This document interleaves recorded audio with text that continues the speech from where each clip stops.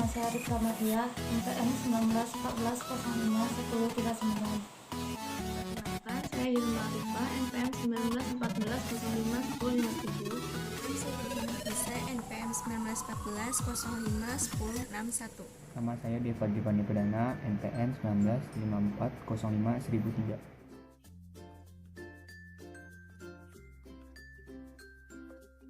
Coronavirus adalah suatu kelompok virus yang dapat menyebabkan penyakit pada hewan atau manusia. Beberapa jenis coronavirus diketahui menyebabkan infeksi saluran nafas pada manusia, mulai dari batuk pilek hingga yang lebih serius seperti MERS dan SARS. Coronavirus jenis baru yang ditemukan menyebabkan penyakit COVID-19.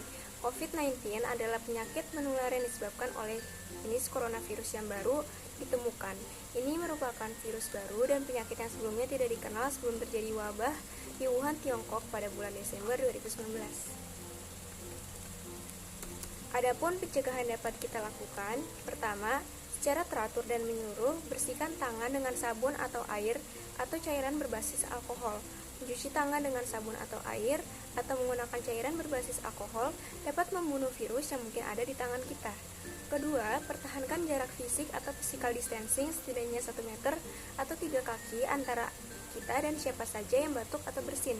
Ketika seseorang batuk atau bersin, mereka menyemprotkan tetesan cairan kecil dari hidung atau mulut mereka yang mungkin mengandung virus. Jika kita terlalu dekat, kita bisa menghirup tetesan air termasuk virus COVID-19 jika orang tersebut menderita batuk. Ketiga, hindari menyentuh mata, hidung, dan mulut. Tangan menyentuh banyak permukaan dan virus dapat menempel. Setelah terkontaminasi, tangan dapat memindahkan virus ke mata, hidung, atau mulut. Dari sana virus bisa masuk ke tubuh kita dan bisa membuat kita sakit. Keempat, pastikan kita dan orang-orang di sekitar kita menjaga kebersihan pernapasan.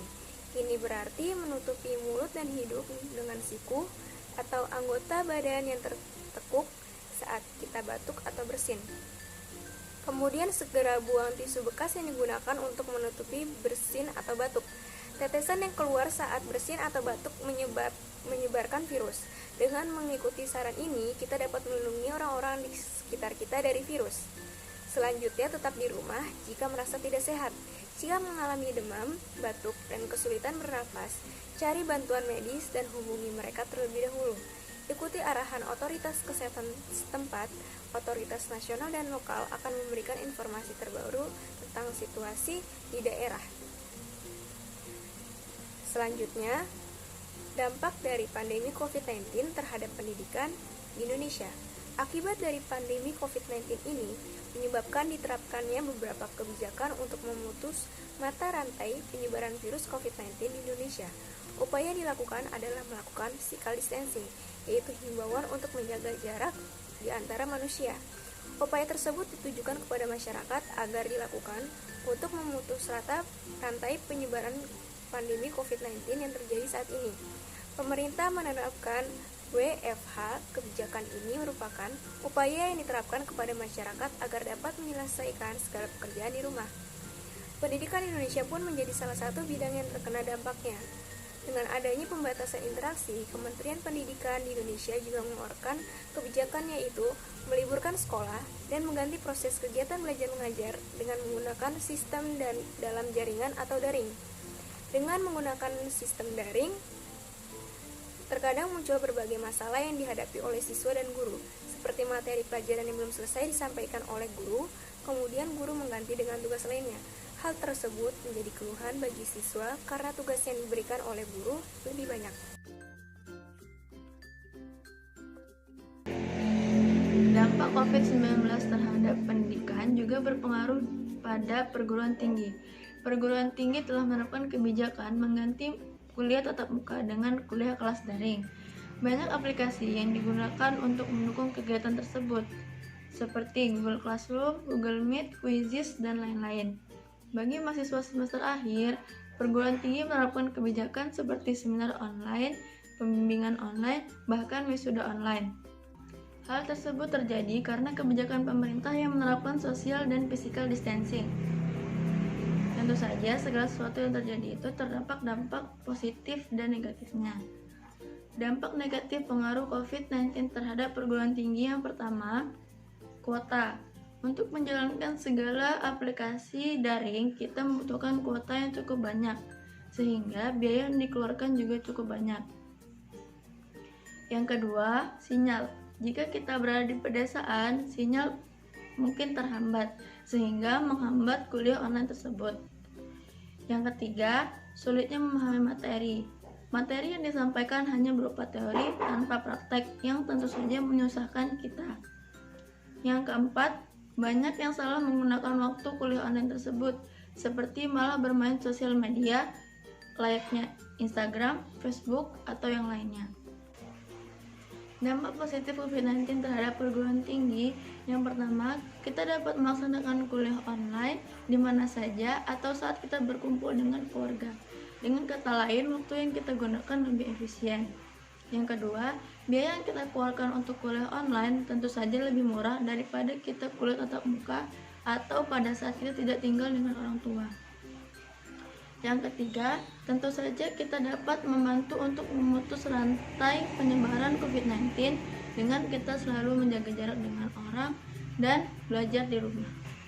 Harapannya dengan kita melakukan kuliah online atau tetap belajar di rumah, kita dapat terus memutus rantai penyebaran COVID-19 sehingga tidak banyak orang yang tertular dan kita dapat melakukan perkuliahan sebagaimana mestinya. Semoga kita dapat mempertahankan prestasi belajar kita dan tetap di rumah aja. Penanggulangan COVID-19 dalam dunia pendidikan dengan pemanfaatan teknologi dan sistem pembelajaran secara online untuk menunjang aktivitas pendidikan. Dengan adanya inovatif, dapat memungkinkan adanya pembelajaran secara efektif dan efisien. Untuk meningkatkan kualitas pembelajaran secara online dengan adanya atau memperbanyak sesi penyampaian materi dan model pembelajaran yang bervariasi seperti video kreasi supaya peserta didik tidak merasa bosan terhadap pembelajaran. Dengan menggunakan media online, maka pemerintah harus memberikan pelatihan kepada guru maupun siswa terkait dengan penggunaan teknologi dan memberikan akses internet yang merata ke seluruh wilayah. Untuk daerah yang keterbatasan internet dan daerah yang terpencil yang belum termasuk zona merah maupun zona kuning COVID-19, pemerintah daerah bisa memberdayakan komoditas seperti taman baca masyarakat. Dan pemerintah desa juga bisa menyediakan buku dan internet gratis.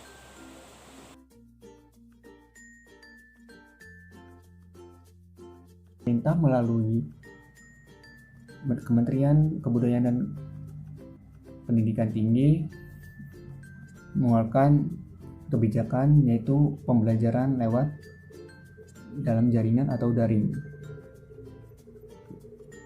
Walaupun dikeluarkan kebijakan tersebut, masih saja banyak kendala yang memang menyusahkan bagi pendidikan, khususnya pada dosen ataupun mahasiswa. Nah, bagi kendala mahasiswa sendiri, kita tahu tidak semua mahasiswa memiliki wifi maupun kuota di kos maupun di rumahnya dan memiliki jaringan internet. Tetapi lewat dari itu semua banyak bantuan seperti dari operator yang sudah memberi kuota gratis kepada kampus untuk kepada mahasiswanya, tetapi ada juga kampus yang tidak mendapatkannya. Maka dari itu perlunya kebijakan-kebijakan pemerintah khususnya pada bidang pendidikan agar kebijakan tersebut dapat diulas kembali atau mungkin dirubah lagi supaya pendidikan di Indonesia ini tetap berlanjut di tengah pandemi global tersebut. Karena aset negara ini merupakan masa depan bangsa supaya bangsa ini tetap berlanjut dan berkembang.